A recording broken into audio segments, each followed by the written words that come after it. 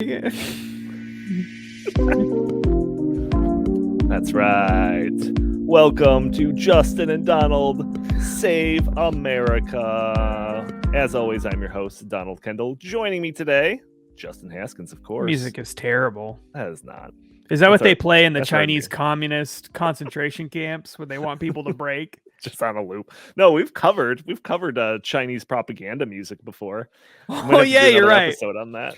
That's very true. We have. That was not on this show though. That was on Stopping Socialism. Of course, this show's on Stopping Socialism TV. Merging it. And we probably should have explained why we're doing that for those who are curious. If you're subscribed to the Justin and Donald Save America channel, you can still get the videos over at the Justin and Donald Save America channel on YouTube.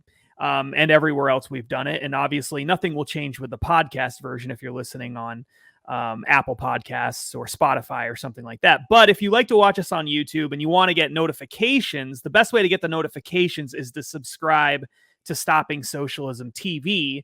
Donnie and I have been doing that for a few years now. And we've got all kinds of amazing videos over there about socialism and other related topics.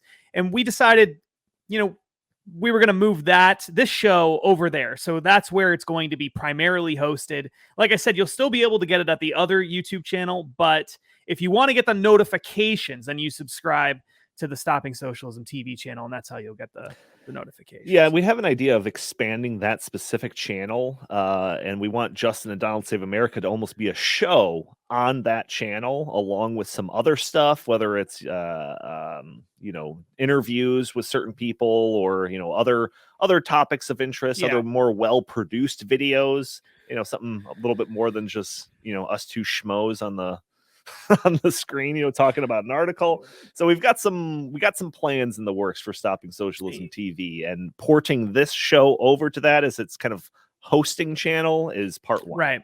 Right. And, and we were getting all these weird, or at least I was getting all these weird questions, people emailing me or asking me, or leaving comments on some of our videos, suggesting that maybe Donald and I had some kind of falling out because I wasn't on Stopping Socialism TV that much anymore. That was because we had that separate channel, and that's where you and I were doing our videos, and other people were coming on, and that's what we want. We want to bring in more people that we know, people we respect and like, people we work with at Heartland, to do more videos in the Stopping Socialism TV thing. So that's why we had those people on. It wasn't because I hate you. I mean, I do hate you. Yeah, I mean, but that has nothing to do with why I wasn't on the channel. We have a falling out once a day. Yeah. It's usually after we record these videos. Yeah. So what are we talking about today? We've got a couple of things. Obviously, China. Well, this might actually be news to some people. China is hosting the Winter Olympics right now. I was unaware of this. I've seen some coverage on TV, but I don't know. Who has TV? Who has who watches network television? I was at a bar and they had some event going on the TV, and I was like, oh yeah, the Olympics are happening right now. Yeah. Totally forgot. Yeah, it's really funny. I'm going to be very curious to see what happens with the Super Bowl numbers. Not that this is comparable at all. But I don't think the Super Bowl, I think it's going to be one of the worst years for the Super Bowl ever. Because Tom Brady's not in it. Tom Brady's not in it, so obviously there's that problem. But it's just not, it's Cincinnati, first of all, and that's not a huge national market. Not that I have a problem with Cincinnati, but it's just not a big draw, right? LA is a huge market, but generally speaking, people in LA are notorious for not caring about their sports teams. Sure. So it's going to be really, and for most of the country, hating those sports teams. So it's not really, I just don't know. And I don't think people are as tapped into sports as they used to be. I just don't think they are. And the Olympics is kind of weirdly the least important of the sports. Especially the Winter Olympics.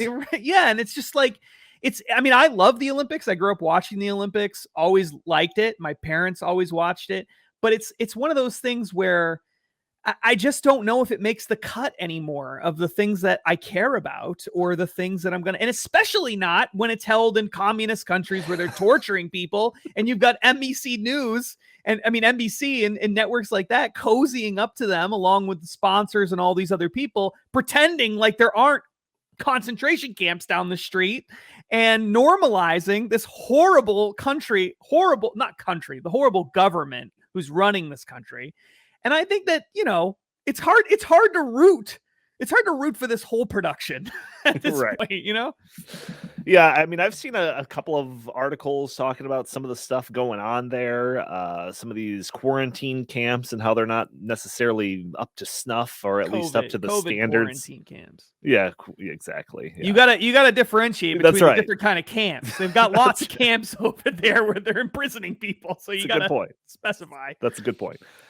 COVID quarantine camps for the athletes, and some reporters being in the middle of an interview, and then some Chinese government official comes and puts a stop to it because of something they said or whatever, right? So I've seen some of these things, and it wasn't until we decided that we're going to talk about this on today's episode that we were like, I started looking into it, and some of it is some shocking stuff. So I want to get into that.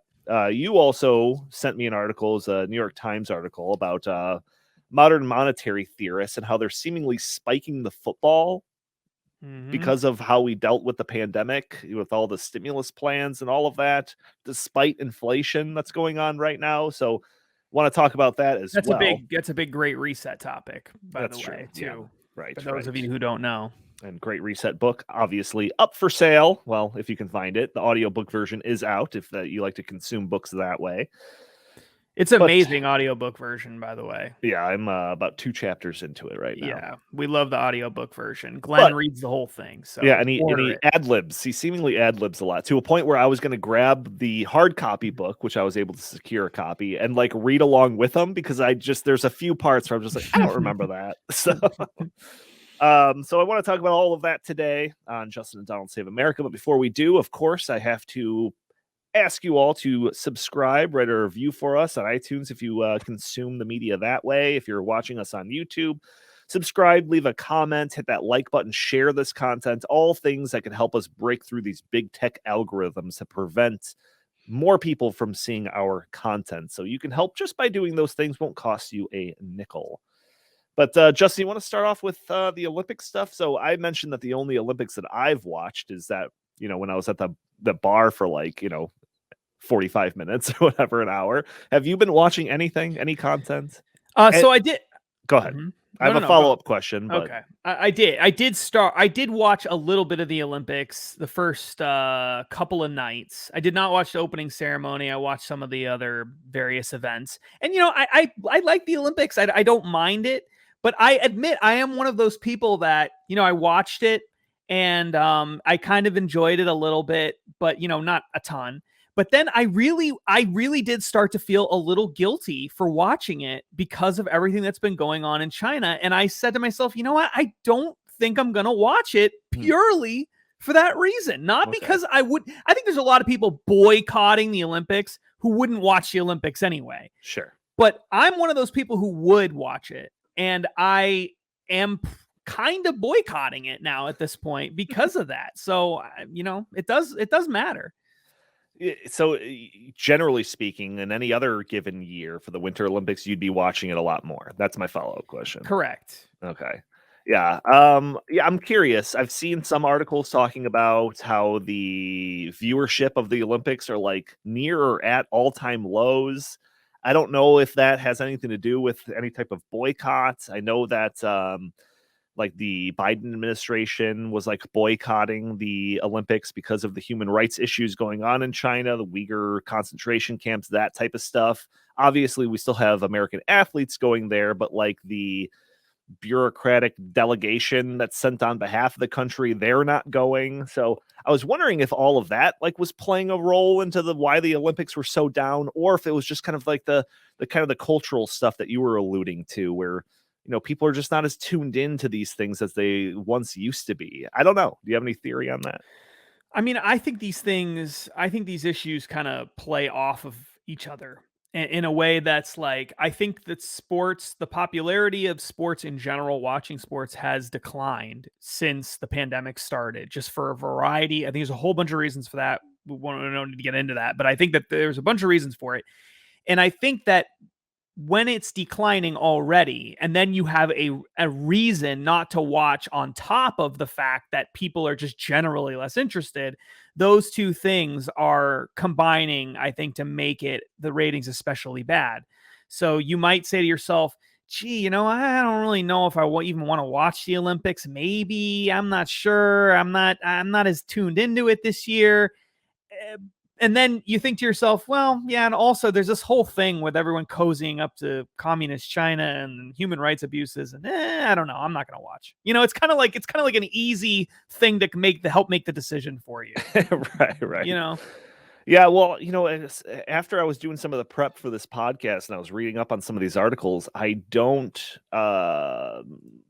blame people for using kind of the fact that it's the host country is China as an excuse to not watch it. The first article that jumped to me, and if you have any, because we didn't really choreograph this at all. So if you have any articles, send me a link. I'll pop it up on the screen. But the first one that caught my attention that I read in length is this one, USA Today. The headline is, oops, I just unclicked it. The headline is, I cry every day. Olympic athletes slam food, COVID tests, and conditions in Beijing quarantine hotels. So it goes through, and there's a lot of quotes in this.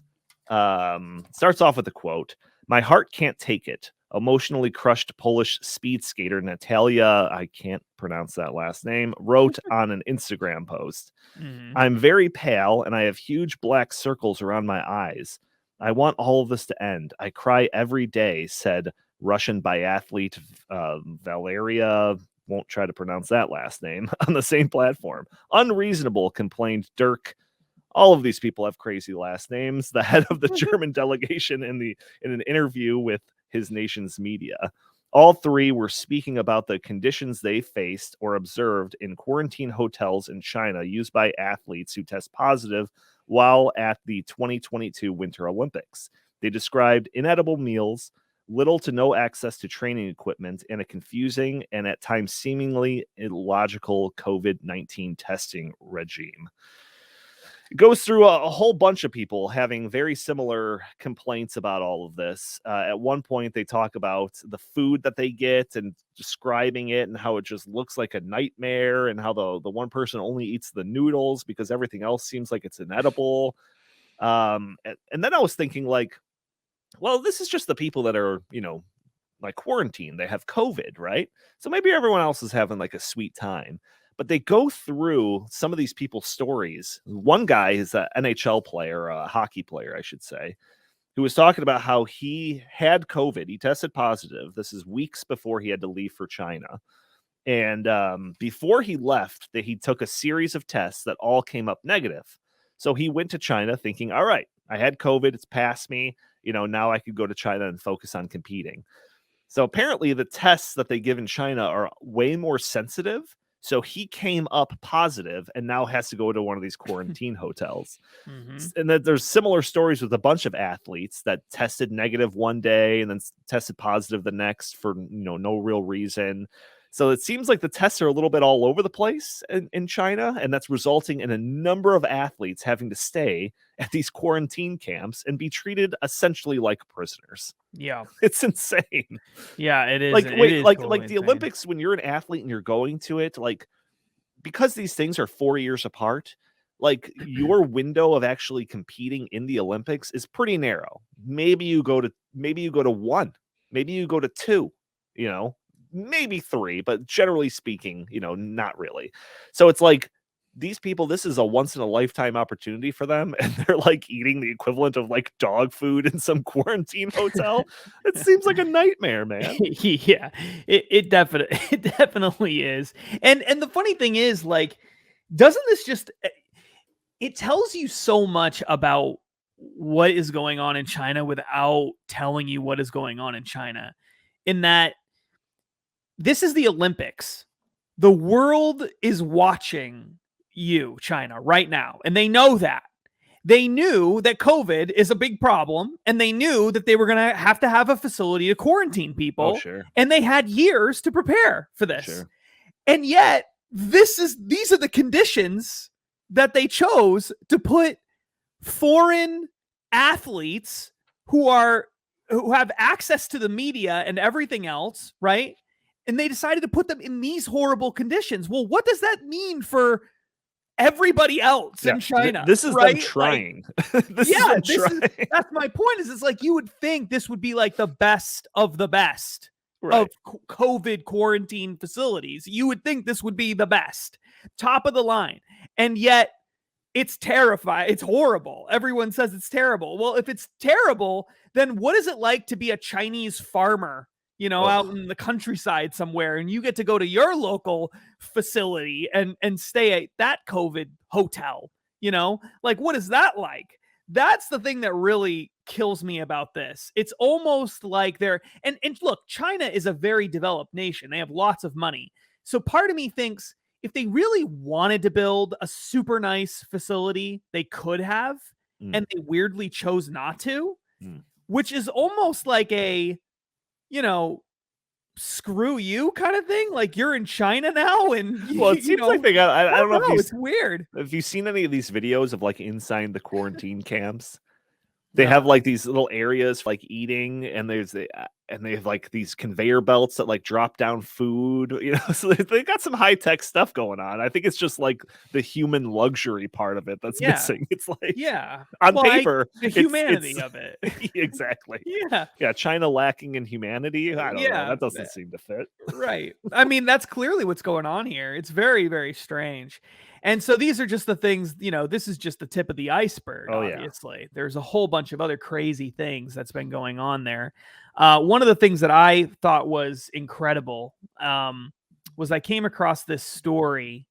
I don't know if I should try to pull it up. Maybe I'll try to pull up the second article. But I came across this story that was published in the Wall Street Journal, and it was talking about the Olympics and the heightened oppression that occurred, the sort of wave of oppression that occurred in China in the last time they had the Olympics there in 2008, in the Summer Olympics.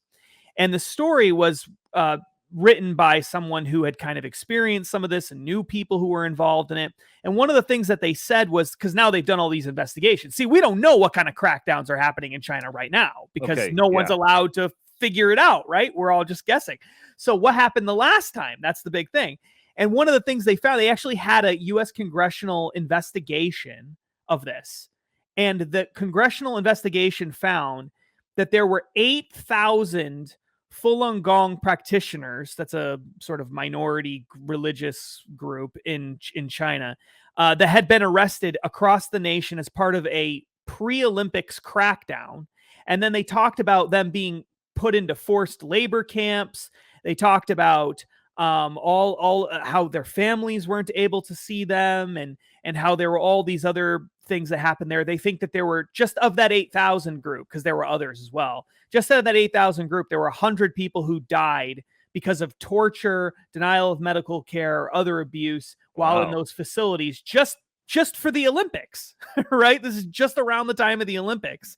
So they were literally running around imprisoning people just in case they cause any trouble for the Olympics, right? And again, that was just one group, just one report of that. And then there was another article that was in the New York Times. Well, wait, on that one though, is that because I've got another article that's in tandem with what you were just saying. This is from Deadline. U.S. State Department report details censorship and squashing of dissent during the last Olympics in China. Is the next article you're talking about also in line with this? Because there was some good stuff in this article too. No, talk about this one, because the next one isn't. So this is talking about that State Department report. Again, this is on the 2008 Olympics, and it's just kind of like what a nightmare that was. And the idea, and I don't know if they specifically allude to this in the article, but I can allude to this, is just anything that's in this report, you've got to assume is also happening right now with the Winter Olympics. But it talks about how there has been a tightening and the grip of dissent, and how there was reports that went out, or guidelines that went out to the news agencies in China about how to tiptoe around sensitive topics and make sure you don't talk about this. It says, according to the State Department's Country Report on Human Rights Practices, published in 2009, Read the full report here. Even the Olympic torch relay was censored when dissidents protesting China's occupation of Tibet were forcefully removed from the route by police, allegedly for their own protection. Chinese media outlets received regular guidance from the Central Propaganda Department, which is the name of an actual department in China. They don't code anything over there. No. Which listed topics that should not be covered, including politically sensitive topics. During the years, propaganda officials issued guidelines restricting media coverage of sensitive topics, including the demonstrations by parents whose children died in a May 12th earthquake when their school collapsed. It goes through a whole bunch of websites that have been blocked and how media wasn't allowed to talk to certain people because of what they might say about their political beliefs, and a whole number of things. Like the censorship was off the charts. It was basically saying the China that was presented to people that were watching the Olympic Games is much different than the reality of what life is like in China. Yeah, absolutely. Absolutely crazy. And again, China is a country that is so large and so massive and full of so many people and cities all over the place. And it's been shrouded in mystery in a lot of ways. And journalists do not have access to these, just the stories we hear about. Yeah. It's not like these are, this is it. This is all that's going on. Just these horrible things over here. No, for every one of these stories, there's probably 1,000 stories just like this, maybe 1 million stories just like this, and we just don't ever hear about them. And so it's really incredible. I mean, it really is. Yeah, and how far-reaching it is, because if it's just some not that this would be forgivable or anything like this, some high-level dissident that you want to make sure that he's not crashing your party or something. But in this report, it says prior to the Olympics, customs officials seized a painting by New York-based artist Zhang Hongsu because officials dislike the painting's portrayal of the Olympic Bird's Nest Stadium. So it's that minute of control that these people get involved in. It's not just your high-level stuff. It's anybody in the country that's going to do anything that in the slightest bit puts a stain on this event that's taking place. Yeah, without a doubt. And the degree that the authorities there have been so brash about it too is the thing that is really striking. It's not like they're just doing they are doing a lot of stuff behind the scenes that we don't ever see, but they've been very threatening of athletes and people like that who are coming there. And they've been very clear that, you don't say certain things, you don't do certain things because we won't tolerate it and we will prosecute you here. And and so, I mean, they're threatening foreign dignitaries. They're just being incredibly open about how authoritarian they are. I saw this article that was in the New York Times. I'm going to pull this up here. And in it, it's titled, "Ahead of Winter Olympics, Beijing Moves to Quash Dissent."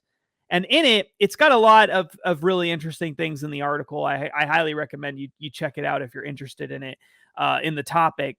But one of the things that it said was that let's see here. They were threatening one leader there that it's kind of just what you were referring to. But it says here, with authorities tightening their grip across Chinese society, one major question is whether any Olympic participants, including athletes, will be willing or able to speak out on issues the government deems objectionable.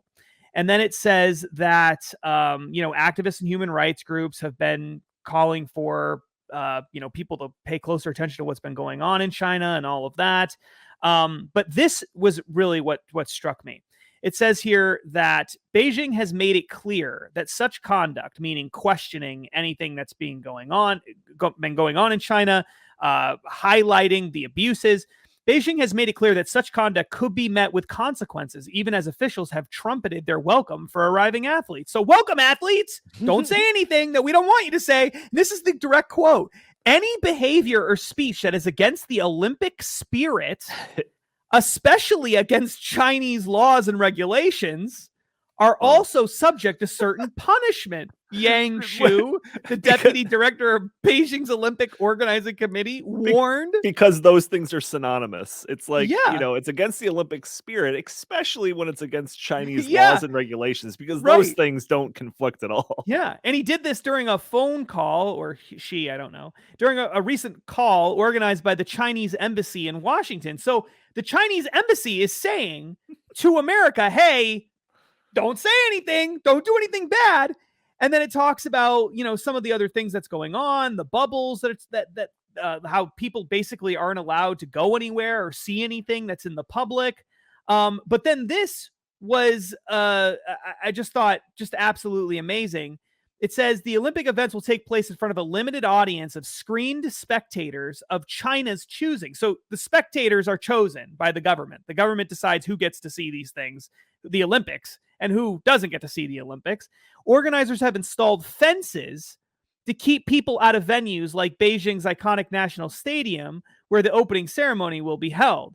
So they're literally trying to keep people out of these stadiums. Now think about that. Normally, when you have the Olympics, you're trying desperately to get people in. You're trying to bring people in. People are trying to buy tickets. You're trying to get people to go to the events. You want packed stadiums. Not in China. They're building barricades to keep people who might want to go to the Olympics out. Stay out. The heavy-handed controls are a, quote, way to show the Chinese governance model works, a senior researcher at Human Rights Watch said. So then it talks about, what's been going on here with over the past several years with Xi Jinping and sort of the crackdowns and how he's taken that to a new level that we haven't seen in a little while in China. But Olympic sponsors, advertisers, and contractors have warned their employees not to raise sensitive topics lest they jeopardize companies' access to China's market. Wow. Don't say anything bad about China, guys, because we need those Chinese dollars. Right. Don't say anything bad. Some national teams have advised athletes not to bring their own phones, but to use burner phones, they say temporary phones, because of concerns about surveillance. This is incredible, right? So this is the place that we're having this big event, and we're just supposed to treat it like it's just any other. It's just like going to Brazil or it's going to America or going to, London, like no different, just another country on the map. No, it's not. This is an authoritarian state where they're literally threatening the foreign dignitaries and athletes not to say anything or else they might get punished. This is nuts. I mean, we've covered before how, people being labeled a political dissident just because they have certain things on their phone. There was one story where it was talking about like how you can get in trouble for having like the Quran on your phone. So I wonder if it's like a protection from any potential like punishment from them, or if they're concerned that these athletes' phones are going to be picked up and spyware is going to be uploaded onto it or what. So I think it's probably both, right? Yeah, like who knows, man? Who knows? Crazy. What do you think of the Biden administration actually condemning the stuff going on with the Uyghur population and doing the limited boycott that they are doing? What do you think about that? Do you think it's just virtue signaling? Do you think there's any substance there? Look, we know that the Biden administration, we know that Joe Biden, I should say, and people who are friendly with Joe Biden have made lots of money off of China, have close business deals with the Chinese. There's some very suspicious, shady things that Joe Biden himself and his family may have been involved in with China. So I think that there's been plenty of reports about that and how that might all play into it. The Chinese have been courted by the Biden administration on numerous occasions on other topics in a way that does not suggest they're concerned about the Uyghurs or human rights abuses or anything. Climate change is the biggest one that comes to mind. We've seen John Kerry being like, "Hey, you know what? I don't know what's going on with these camps. I'm not the genocide czar. Yeah, Go ask I'm not somebody the genocide else. czar. I'm the climate czar." So Right. and we need China to work with us in order to do all these different things. We also know that when they left Afghanistan, that benefited China and that they didn't do anything to try to stop that. In fact, when prior to the Biden administration pulling U.S. forces out of Afghanistan, the Chinese government was meeting with the Taliban and other government officials existing government officials before they were toppled and overthrown, kind of setting the stage for the next, round of like what's going to happen if America pulls out, right? And the Biden administration, instead of sounding the alarm about this, said, maybe it's a good thing. And Anthony Blinken, I believe, was the one who came out and said, I think it could be good that China is involved in all of this. It might be good that they're involved in Afghanistan. Maybe that's a positive thing. I don't know. It's like, so now all of a sudden they're really tough on China. No, this was an easy win for them. And the reason why is because what does it even mean to boycott diplomatically? All the athletes are going.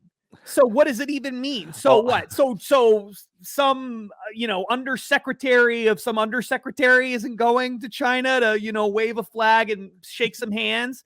And what?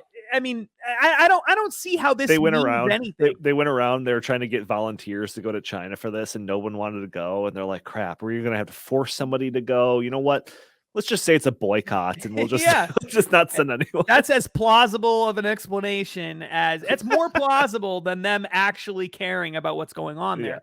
And I mean that because, again, if you just look at the policies of the Biden administration, everything that they've done have suggested that they're not concerned about this issue at all. They say things, they say they're concerned, but they don't actually do anything. Right. And in fact, they try to kowtow to China and win them over because they need them to build their solar panels and wind farms, and they need them for their rare earth minerals for all those same reasons, and they need them so that they will stop using in China coal and other things so that they can reduce CO2 emissions. They need China for trade. They need China for all these reasons. So there's no real attempt to do anything meaningful. This was an easy example of what's the thing that you say when you're trying to show how virtue signaling. It's classic virtue signaling. You know what? And you know what's like evidence of that is that their decision to do this was made like several months ago. They didn't make a big show of it. It was just like, oh yeah, we're also not going.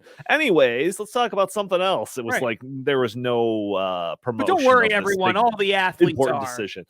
Right. It's like if they had come out. It's not even virtue signaling. It's like it's not even that. It was like below that, because if you were virtue signaling, you want to make a big deal of it. Yeah, and they didn't make a big deal of it. So it's just like we're just doing this over. Yeah, but I mean, in fairness, the Biden administration is bad at everything it does. So it would just be really bad at virtue signaling too. I mean, it's terrible at everything. So maybe this was their best attempt. I agree with you. I don't think it was. Why didn't they come out and say to the U.S. athletes, if they really were serious about boycotting, you know what? You shouldn't go. I know this is a huge deal, but you shouldn't go. And here's why. They are human rights violators, and we should not support in any way the idea that normalize the conditions over there or treat it like this is just some other country in the world. It's not. This is an authoritarian regime, and we're not going to support it. Right. Instead, they didn't do that. They said, go have a good time. Maybe don't bring your phones. I don't know. And probably don't say anything bad about the Chinese Communist Party while you're over there. And we'll see you when you get back. Yeah, and we'll see you when you get back, because we're not going. I mean, that was like, come on. This picture was going around online. It was showing their big air ski jump or whatever. And then the zoomed out picture is like it's just like in the middle of some like parking lot in some industrial sector of the country. Now, I don't really give this too much whatever, just because I'm sure that this is the case in whatever country that they would host it in. Although, I mean, it just shows you how the picture that could be painted by the media versus reality. But again, that's whatever. Yeah. Any other last words of this before we talk about some modern monetary theory stuff? No, I mean, I just think it's important. Why does it matter?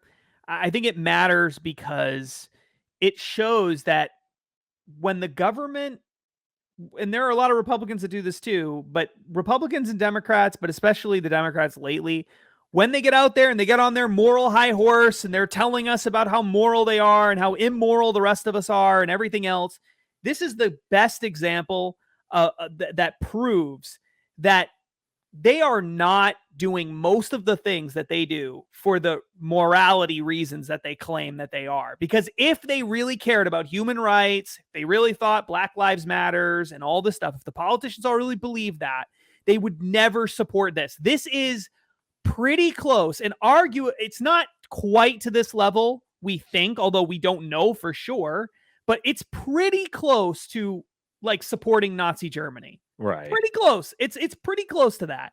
And so if you're just going to ignore it and you have all these big companies and corporations saying, you know what, guys, if you go over there to market things and, give away free Red Bull or something, don't say anything bad about China over there because we don't want to screw up any of our business relationships. Can you guys please just, cool it on that? I mean, it just shows you none of these people actually that are virtue signaling for real all the time, none of them actually care about any of those things. Because if they did, they wouldn't be telling their employees not to say anything because they're worried about business deals. They wouldn't be just, diplomatically boycotting instead of they wouldn't be trying to work with them on climate change unless they were willing to trade that for human rights, some kind of human rights thing tied into it. Instead, they look the other way all the time, and they even appease them and do business deals with them and make lots of money with them. And all sorts of other horrible, shady things while they're on their soapbox telling us how moral they are and how immoral everybody who doesn't agree with them is. Right. And it's just such unbelievable hypocrisy. And that's, I think, why it's important for us to recognize that on top of all the human rights abuses and just how horrible that is on its face. Yeah, similar to the report that we were referencing that came out after the 2008 Olympics, I bet that we will have a flood of articles that will come out after this. Yes. This wraps up, talking about some of the stuff that came out that they couldn't talk about until they were safely back home. So it'll be interesting to keep an eye out for those articles. But I do want to spend some time talking about this New York Times piece that you sent me, Justin.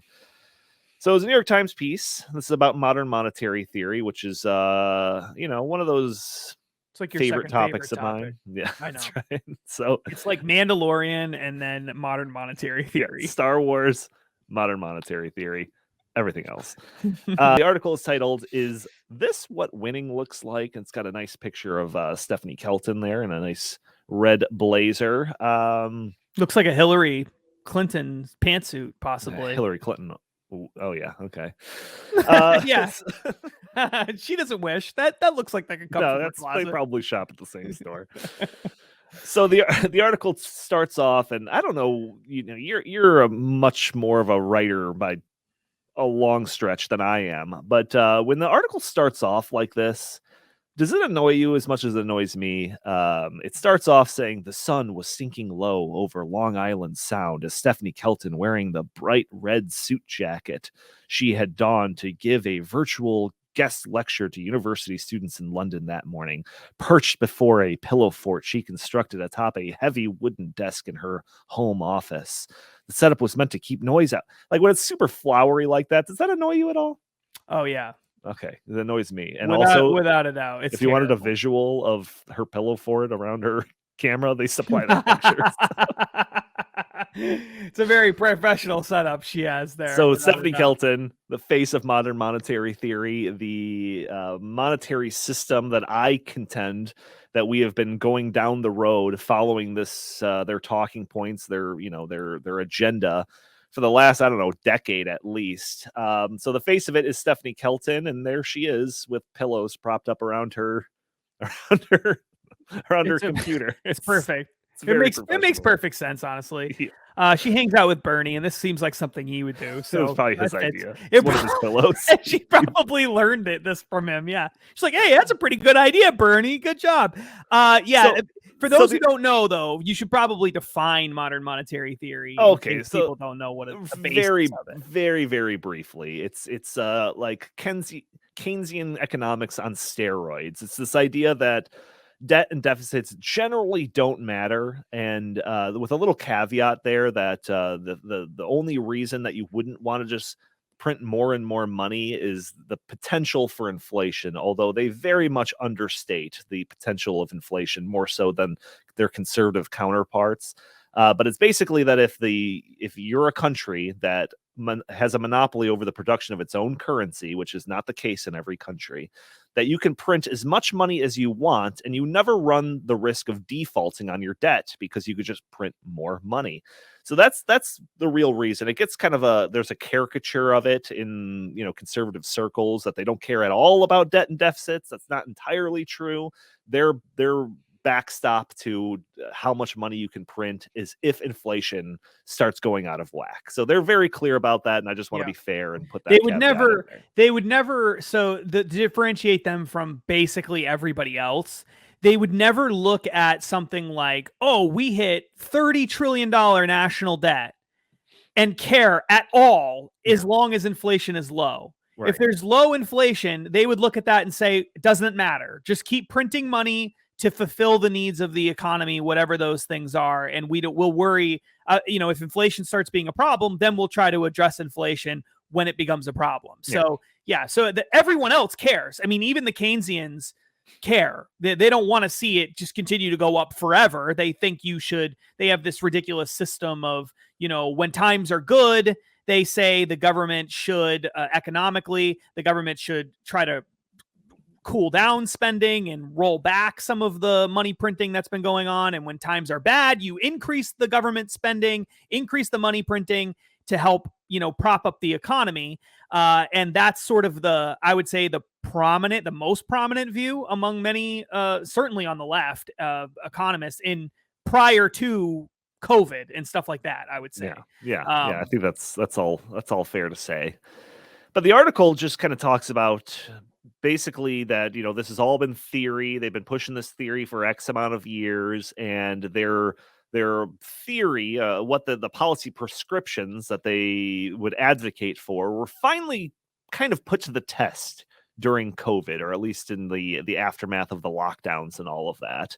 And, they talk about all the stimulus that's been happening and all the different spending programs. Donald Trump quickly passing a $2.3 trillion relief package in late March of 2020. In December, it followed up with another $900 billion. President Biden took office in early 2021 and promptly added $1.9 trillion more. And it was basically taking this as vindication of modern monetary theory. And it was finally put to the test, and it passed the test. That's seemingly like at least the narrative that Stephanie Kelton is trying to put forward in this. Do you think that's kind of a decent-ish recap of the main point of this article? Yeah, I think that it's their way of, I think the point of the article is to say all these modern monetary theory people are saying they were right. They've been vindicated. Modern monetary theory works. And there's just a little asterisk. In fact, literally, they put an asterisk, I think, in the title of the article, if I remember right. There's an asterisk, and that asterisk is, we have this huge inflation problem. And is that really the cause of it? Is it modern monetary theory, or is it something else? And that's right. The whole point of because all the critics of modern monetary theory is like, you can't do this. You're just going to cause inflation. Yep. And now, after doing this, and we're seeing inflation that we haven't seen since 40 years ago or something like that. Yep. It's like, the critics, it's funny. It's like we're in a situation here where the critics of modern monetary theory are like, see, we've got all this inflation just like we said. And then we've got, this New York Times article with Stephanie Kelton in her red blazer saying, is this what winning looks like? It's just like, so what is reality here? So I was just reading through the article, and I was just kind of taking down some notes for myself. There's one thing here that says, when Miss Kelton appeared on a Bloomberg podcast episode, how modern monetary theory won the fiscal policy debate in early 2021, inflation had bounced back to around 2%. And I was just thinking, like, the title of that podcast, how MMT won the fiscal policy debate. There was no debate. This was just the path of least resistance for any politician that was sitting in there. There was no debate. It was just, people are struggling because we locked down the economy. Just throw money at them. Like, that's the debate. That's not a debate. No, so that's my first comment. Yeah, agreed. It says, and this may be why Miss Kelton and the movement she has come to represent now seem anxious to control the narrative. The pandemic spending wasn't entirely consistent with MMT principles, they say. So this is in response to the idea, like, okay, well, there is inflation. We're seeing like 7% inflation. Again, inflation levels we haven't seen since the early 80s. Right. And, they're like, well, the way that this was gone about wasn't completely consistent with what we would say, which reminded me of something. I'm sure you had the same thought, which is it's not real socialism. You know, what's going on in Venezuela or something. It's not real socialism. Yeah. The fact that we're, this is all resulting in massive inflation. Well, it's because this isn't real modern monetary theory. Yes. That's the first thought that went through my head. Right. And the best part is, and you're going to get to this in a second, the best part is their explanation of what the real cause of inflation is. So what they're saying is all this massive money printing that we just did, the most money printing America has ever done, all that money printing that happened is not the reason why we have it. Yeah. Okay. It could have been avoided. It could have been avoided if you had just followed our blueprint. So what from the modern monetary theorists' perspective, what is the blueprint for avoiding all of this inflation? Yeah. It's amazing. So I'll get to that right now. So yeah, it just kind of talks about like how they're so excited that all these packages were passed, and they're not being driven by modern monetary theory, but they're essentially proving its point. Donald Trump. He's not a modern monetary theorist, right? But he's not reading Stephanie Kelton's book and making these things. But the policies that were in place were in line with their, their beliefs, right? Everybody in Washington believed that the debt and deficits didn't matter, that these things were more important. There's no doubt about that. Yes. So it says proponents took a victory lap. It took a virus to kill the deficit myth, Miss Kelton tweeted in March 2020. And then even Larry Summers, who was Barack Obama's economic advisor or someone in his administration. He was in the administration, yeah. He warned that if we're spending money like this, we're going to see inflation. And it talks about how she took a victory lap around him and was trolling him on Twitter and where's the inflation or something like that, right? Right, because there wasn't high inflation for the first several months of the pandemic. So when they were printing all this money, because it takes time for that to happen, as we find out later on. But she was saying, nope, we could keep going until we don't have nothing to worry about. Yeah. So it says, as inflation surges, the headlines declaring that the theory had won need some caveats. It's you think? So it says, Miss Kelton and her colleagues make clear that the pandemic relief packages did not follow one of MMT's key tenets. They did not try to account for resource constraints ahead of time. In an MMT world, the Congressional Budget Office would have carefully analyzed possible inflation ahead of time, and lawmakers would have tried to offset any strain on available workers and widgets with stabilizing measures and tax increases. So I think there's two things in here, but this is their biggest one. And she talks about this in length in her book. She thinks that the Congressional Budget Office, instead of just tallying up how much something is going to cost, which is essentially what they do now, their job under an MMT world should basically be to try to figure out if these spending plans will result in inflation. And the fact that we didn't do this is the reason why we're seeing inflation. That's their big contention. It all is based on the CBO not being able to analyze this stuff ahead of time. Right. And the other part to that is, and it's connected to the next thing that she says, is that the CBO in her mind is not just going to say, well, you guys shouldn't do this because if you print all this money, it's going to cause inflation. It's that in Stephanie Kelton's mind, and in the mind of every modern monetary theorist, inflation doesn't happen across an entire economy. It happens within sectors of the economy, and that drives the inflation more generally.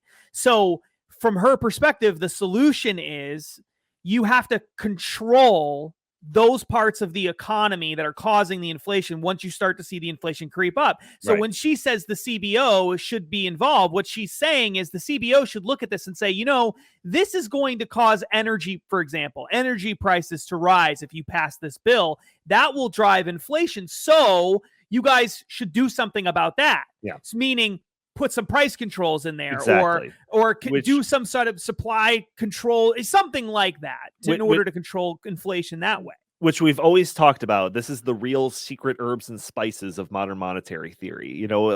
In current monetary theory that we've been operating under as a country for like, for over 100 years is basically all based on the interest rate controlled by the Fed, the baseline interest rate. They turn it up if inflation's going wild, they turn it down if the economy's heading south. That's basically it. With modern monetary theory, it's very clear that the solutions to all of these problems can all be figured out with a variety of different controls on whether it's public policy, regulations, restrictions, price controls, even taxes. All of these things are potential solutions to any problems that we see monetarily. So it says here, the Biden administration's attempt at tamping down price increases, longer port hours, release of strategic petroleum reserves, calling out corporate price gouging, have mostly tinkered around the edges of the issues. Those kinds of precise moves to counter inflation are what modern monetary theorists, economists would recommend. Ms. Kelton laid out other suggestions modern monetary theory economists have made in recent blog posts. Among them, Medicare for all, cutting the Pentagon budget, repealing some tariffs, unclogging the ports. So, these are some of the policy prescriptions that she's advocating for to tamp down the inflation that we're seeing. Isn't it obvious? We're seeing inflation, so we must counter that by passing Medicare for all, Justin. Right. More controls. The answer, it's ludicrous, but that's the, like you said, that's the genius. That's not the genius. That's the secret to modern monetary theory. It's not, oh, well, debts and deficits don't matter, so we can just print an infinite amount of money. No, it's debts and deficits don't matter until we start to see inflation. And then you control the heck out of the economy. Who does that? The only people who can do that are the government. That's the only people who have the kind of power and authority to be able to micromanage sectors on a dime the way she's describing it. Yeah, and that's her solution. Yeah, the last thing I'll read directly from this article. This is, I think, paraphrasing her. It says, times are weird. Supply chains are constrained. Decades of corporate consolidation make things worse. True modern monetary theory policy would have thought about inflation in the first place with tax increases or other stabilizers built in. This is to like the stimulus packages, basically. So it should come with these tax increases and these stabilizers. They should have all been accounted for with help from the CBO when they analyze all of this stuff, so that when we do pass a multi-trillion-dollar package, it won't result in any type of inflation. So again, like, to me, this just reminds me of anytime you bring up a country that's failed under socialism, it's like, well, if we did it right, it would have been fine. And it's like, that's all I could think about when I was reading this. It would have been fine. We could have spent $5 trillion if we just did it right. And the other thing about it is it's an authoritarian, spiral, in the sense that if you believe rigorously, or if you believe devoutly in the foundation of this idea, and it's not working, then the solution is more controls. That's the solution. That's the only solution. The solution can't be turn off the money. The solution has to be either more taxes or more controls. And so the more you get this inflation that's happening because you're printing trillions and trillions and trillions of dollars, the more you have to say, well, we either need to tax people to either control their behavior, to punish them because they're in the wrong industries, destroy industries that we don't like, or to take some money out of the money supply, or we need to micromanage the economy. And once you start doing that and it's not working, the only answer is do more of it. Oh, that's not working? Do even more. This is the descent into madness that happens in every socialist society. It's the same kind of thing, as you mentioned, alluded to earlier.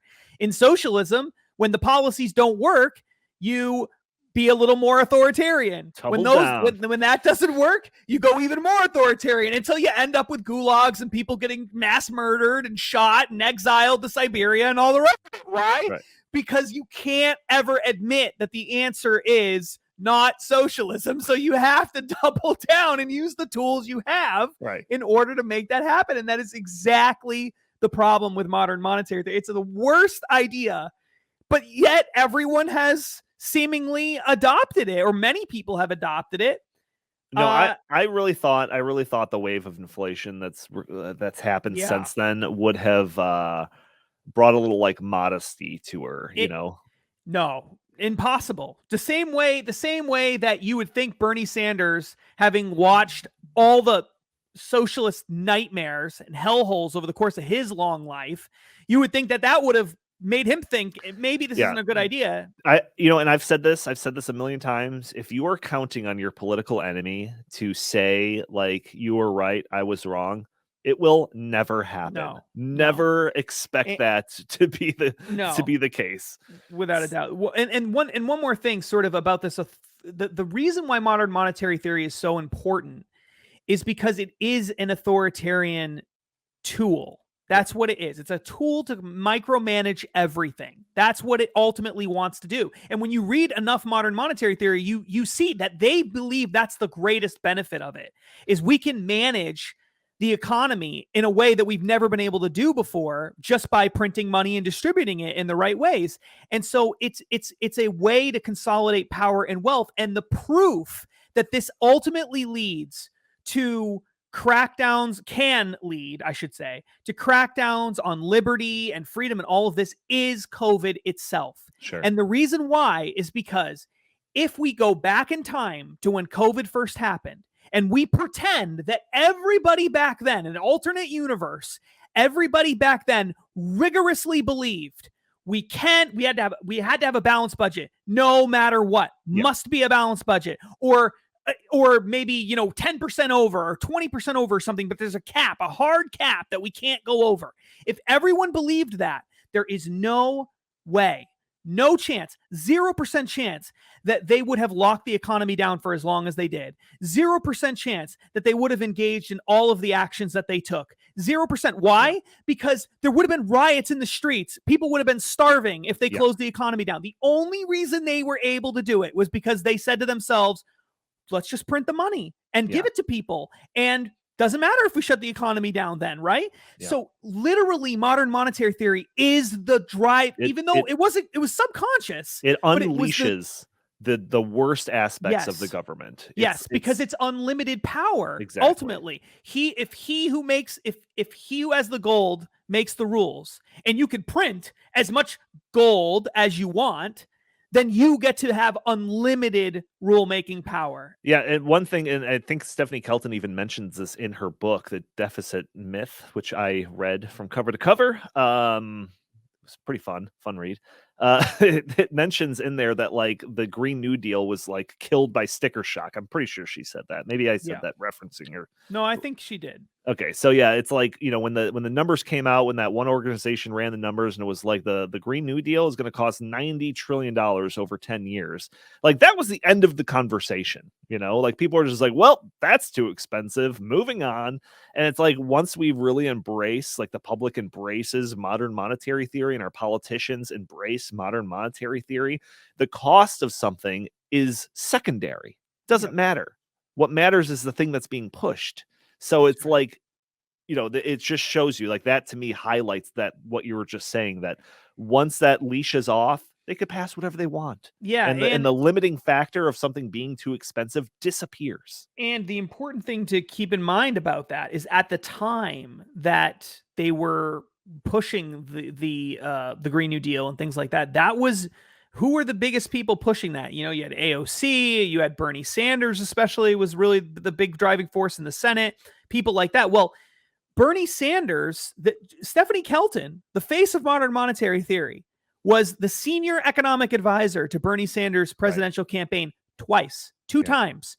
And she was the chief economist for the Senate Democrats Budget Committee. Guess who chose her for that job? Bernie Sanders.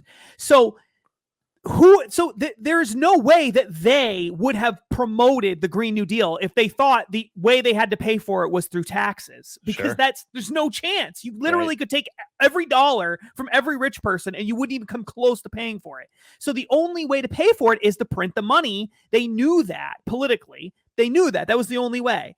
And so they all believed in modern monetary theory when they were pushing that. They absolutely 100% believed it. It was the only way it would work. They were working with Stephanie Kelton directly. So we know they believed it, but they couldn't come out and say it because at that time, pre-COVID, You couldn't just come out and say debts and deficits don't matter. Who cares? Let's just print the money if we need it. Now they can, essentially. And they have been saying that for the past couple of years. Oh, yeah. And I only expect it to get worse. So they don't have to pass anything. There's no legislation that needs to be passed to get modern monetary theory embraced by our political elites. It just has to be embraced. That's it. So them spiking the football, I think, is basically trying to convince more of these people in government to be like, oh, yeah, maybe there is something there. So this article, I think, is basically just propaganda, and that's why we're going to try to refute these things when we see them. Justin, any other last words, anything you want to get off your chest before we wrap up the show? No. All right. Well, thank you all for tuning in to this episode of Justin and Donald Save America. Like we mentioned at the top end of this broadcast, this is now going to be hosted. This show is going to now be hosted on Stopping Socialism TV. If you're a subscriber to the Justin and Donald Save America channel, you'll still be able to find those videos there. But if you go over to Stopping Socialism TV, you will find these videos and more. So I just want to encourage people to do that. And like I also said, make sure to hit that like button, leave a comment, let us know what you think about some of these topics, whether or not you're watching the Winter Olympics going on in China. Any takeaways from any of that? We'll be very curious. I do like to read the comments. And also share this content. And if you haven't yet, hit that subscribe button. Justin, where can the fine people find your work? At heartland.org, stoppingsocialism.com, and just by Googling my name, Justin Haskins, you'll see columns from all over the place. Fox News, The Hill, Washington Examiner, Federalist, a whole bunch of others. Fantastic. All right. Thank you all for tuning in. We'll talk to you next time.